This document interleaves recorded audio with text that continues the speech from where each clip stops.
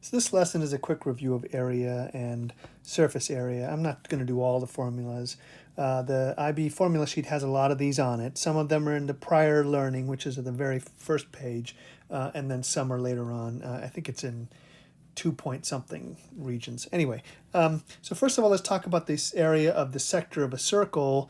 If it's given in degrees, then that angle divided by 360 gives you the fraction of the circle, times pi r squared would give you the area of that sector. Now, if it's in radians, of course, the formula is just 1/2 r squared theta.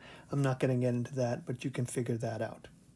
Okay, so now base versus lateral surfaces. Now, I'm doing this on a rectangular pyramid, but it works for a cone or whatever. It also works for like a cylinder or whatever, to just give you some vocabulary again from geometry. So first of all, the base is, in this case, the rectangle at the bottom. It could be at the top. And then the lateral surfaces are the ones that are the triangles. In this case, there's 4 of them. And of course, the length at the base is called the base length. That would be one of the edges of the pyramid. There's also the lateral edges. That's this one that I labeled blue. And of course, the lateral faces are these triangular shapes that are going on each side on the lateral faces. And then the height of the pyramid in this case is the distance from the vertex to the base, the perpendicular distance. That's called the height. Then there's also the slant height, which is the height essentially of that triangle, or it goes from the vertex to, again, perpendicular to the base edge. And then there's also like the actual edge of the pyramid, whose value you might be given as well. So it's a bunch of things that you're going to need to remember. IB uses L for slant height, generally speaking, so I'm going to stick with that. Sometimes S is used for slant height, and then H for regular height. And then this is a net. A net is basically if you just cut along all the edges of the lateral faces in this case, and then open it all up and put it into a two-dimensional diagram, you get a net. Okay, so here's a quick example. A square-based regular pyramid has base length 13.2 centimeters and height 10.8 centimeters. Find its total surface area, and I didn't want to waste your time, so I created a diagram that I could just refer to from the beginning. So it's square-based, so all the 4 sides of the bottom are the same. Each of them is 13.2, so that's 13.2 centimeters, and that's 13.2 centimeters. And then the height, that's the red one in the middle, that distance is 10.8. Now, I carefully marked that perpendicular and then pulled that perpendicular down to the midpoint here where the slant height would occur. So if I redraw that triangle, it looks like this.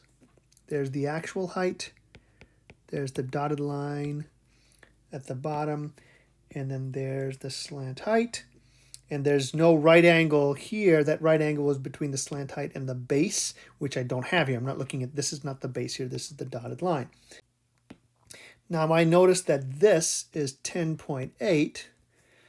I have no idea how long this is, but this I can actually figure out, because if this is the midpoint here, from here all the way to there would be the 13.2, so this is exactly half of that, which of course is 6.6.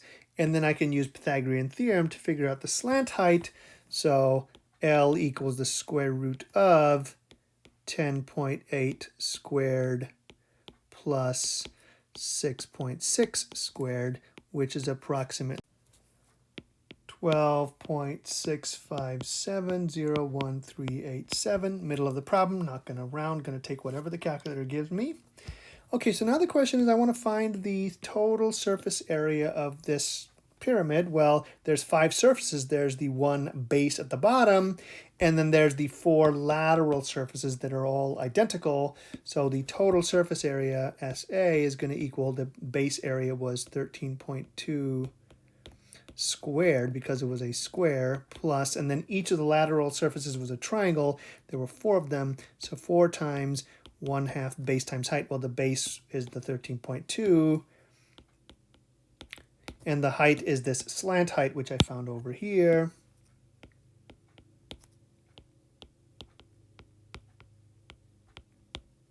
And then I plug this all in my calculator. And because this is the final answer, I go ahead and round to the required 3 sig figs.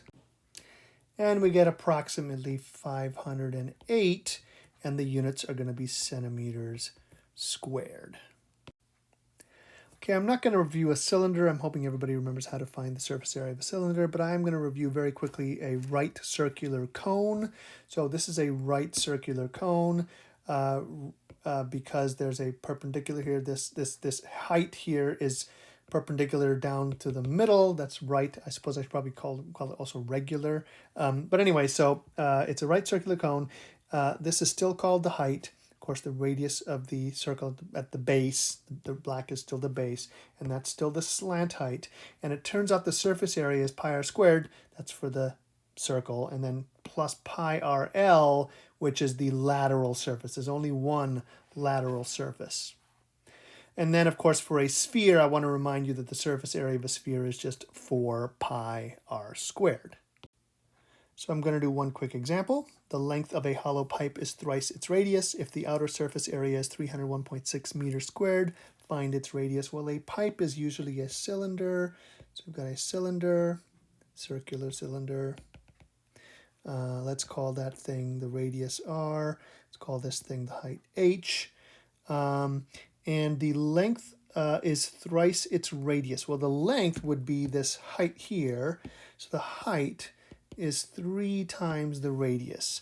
Now the outer surface area, well, it's a hollow pipe. So we don't care about the circles at the top and the bottom. It's just this lateral surface. And of course, if I slice it down the middle and open it up, I end up with a rectangle, and the surface area there, the lateral surface area there, is 2 pi r times h. Now, that formula is also on the formula sheet, but you have to throw away the 2 pi r squared, which was the 2 circles. So this is the surface area. So 301.6 equals 2 pi r, and then h was 3r. So basically I need to solve for r, so 301.6 equals 6 pi r squared. Divide both sides by 6 pi, so 301.6 over 6 pi equals r squared, square root both sides, square root of this entire 301.6 over 6 pi. Be very careful on your calculator. Either you do it this way,